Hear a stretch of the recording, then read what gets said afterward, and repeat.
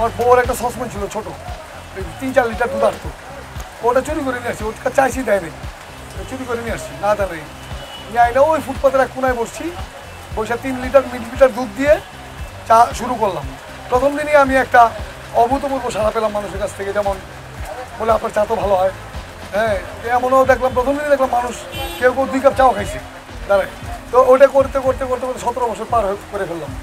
17 বছর পরে আইসাম, একটা কথা বলে না মানুষ যে তুমি ঝগড়া করে শত্রু সৃষ্টি করবা কেন, তুমি ভালো কাজ করো, শত্রু তোমার এমনি তৈরি হয়ে যাবে। তো আমি ভালো চা বিক্রি করি, আমার তো শত্রু হয়ে গেছে।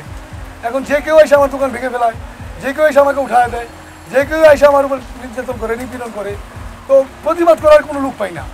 এই দোকানে কাস্টমার থাকে 50 জন 60 জন সবসময় থাকেই, ভিড় একটা মিনি বাজারের মতো হয়ে আছে, কিন্তু আমার উপর যখন নিপীড়ন হয় তখন কেউ প্রতিবাদ করে না। তো ওই সময় দেখলাম যে কিছু কমিউনিস্ট নেতা এটা প্রতিবাদ করে আর কি। পরে ওদের সময় জানলাম যে ওনারা তো বিপ্লবী মানুষ, কমিউনিস্ট পার্টি করে, বড় বড় নেতা, তারা প্রতিবাদ করছে।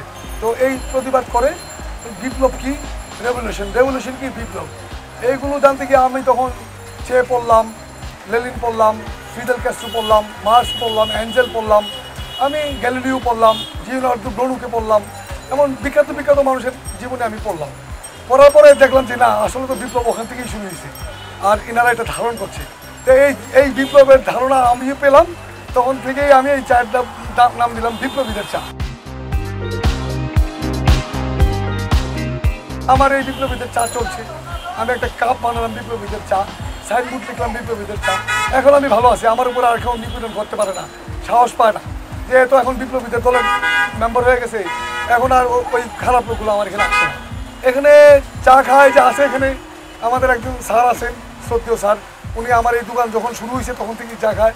আরেকজন আছে আমাদের বড় ভাই, আমাদের পাড়ার, হ্যাঁ উনি এখানে আসে চা খায়। আসেন আমাদের পাড়ার যে 3-4 পুরুষের বসবাস করে বনদী পরিবার যারা আছেন, লাবলু ভাই আছে, উনি আসেন, সিনিয়র সিটিজেন আসেন, ঢাকা বিশ্ববিদ্যালয়ের অধ্যাপক, গণযোগাযোগ সাংবাদিকতা বিভাগের প্রফেসর ডক্টর আব্দুল রাজ্জাক খান, তারপরে আসেন আমাদের পার্টির বড় বড় নেতা রহিম হোসেন প্রিন্স, মুজাহিদুল ইসলাম সেলিম, মঞ্জুরুল হাসান খান, আমাদের এই শাখার কিছু মেম্বার আছে, মঞ্জুর মঈন, জলি তালুকদার, কমরেড হজরত আলী, সবাই এখানে আসেন, সবাই আসেন। আমি সবাইকে নিয়ে এখন আমি জীবনকে উপভোগ করছি, হ্যাঁ আমার উপর এখন আর কোনো পীড়ন হচ্ছে না। আমরা বিকেলে অনেক ঢাকা বিশ্ববিদ্যালয়ের টিচাররা আসে, অনেক দূর থেকে আসে, অনেক ছাত্ররা আসে, অনেক কমরেড আসে, অনেক আওয়ামী লীগের নেতা, বিএনপি নেতা, সকলে এখানে আসে। একজন ওনাকে কয়েকদিন আসলে কথা বললে ওনার ডেপথ, চাওয়ার আনা শুধু, তার অনেক ডেপথ আছে, তার গভীরতা আছে। আপনি আসলে কয়েকদিন আসলে দেখবেন যে তার গভীরতা অনেক বেশি।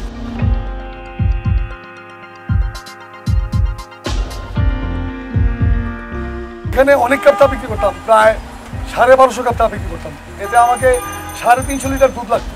আচ্ছা, তো এইরকম করতে করতে দেখেন যেখানে ভালো মানুষ থাকে ওখানে খারাপ মানুষও আসে, দোকানে সবসময় ভিড় থাকে, এই ভিড়ের মধ্যে কিছু খারাপ মানুষও আসে, এসে উস্কায় দেয়, হ্যাঁ এই দুধের মধ্যে পাউডার দিছে, এটার মধ্যে এই কন্ডেন্স দিছে, ও এই করছে সেই করছে, ছোটো করে একটা বলে, তখন দেখা গেছে বিশৃঙ্খলার সৃষ্টি হয়।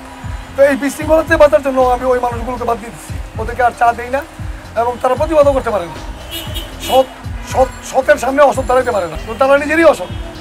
তো দেই না, এই কাজ করতে পারে। এখন 300 কাপ চা দিচ্ছি, 30 লিটার দুধ জাল দিই, 1 লিটার দুধে 10 কাপ চা বানাই, প্রতি কাপ চা 20 টাকা বিক্রি করি, 15 টাকা আমার খরচ হয়, 5 টাকা আমি লাভ করি।